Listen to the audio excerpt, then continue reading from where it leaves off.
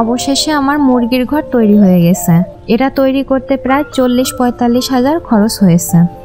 ভিতরে প্রায় 30-40টার মতো মুরগি পালা যাবে। আমার ইচ্ছা দেশি মুরগি দিয়েই শুরু করব। আপনারা কি বলেন? মুরগি বেশিরভাগ সময় ছেড়েই পালবো। আপাতত 5-7টা মুরগি উঠাবো, পরে অল্প অল্প করে বাড়াবো। তাল গাছ থেকে বাইগো পড়ে যাতে টিন নষ্ট না হয় এই কারণে একটু মোটা টিন ব্যবহার করেছি। পাতলা টিন দিলে আরো হয়তো 5,000 টাকা খরচ বাঁচত। ঘরের প্রতিটি বাতা বাসে আলকাতরা দিছি, এতে স্থায়িত্ব বাড়বে। দক্ষিণে মুখ দেওয়ার কারণে আলো বাতাস যথেষ্ট পাবে, হাইজেনিক কোনো সমস্যা হবে না।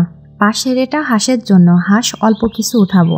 হাঁসের ঘরটা 3.5 ফিট বাই 9 ফিট, মুরগির ঘরটা 7 ফিট বাই 9 ফিট। মুরগি সাধারণত সবসময় ছেড়েই রাখবো। বাইরে কিছুটা ফাঁকা জায়গা ঘেরা হয়েছে, এখানে মাঝে মাঝে আটকায় রাখতে পারবো। উপরটাও নেট দিয়ে ঘিরতে হবে। আমার আসলে মুরগির খামার সম্পর্কে ভালো ধারণা নেই। অভিজ্ঞ কোনো ভাই বোনের আমার জন্য কোনো উপদেশ বা পরামর্শ থাকলে দিতে পারেন। বাম পাশের ছাগলের ঘরটা পরবর্তী ভিডিওতে দেখাবো ইনশাআল্লাহ। টোটাল ঘরটা 10.5 ফিট বাই 9 ফিট। মুরগির ঘরে পরে 2 ফুট উচ্চতায় মাচা দিয়ে দেবো, যাতে মুরগির বিষটা নিচে পড়ে যায়। সবাই ভালো থাকবেন, আল্লাহ হাফেজ।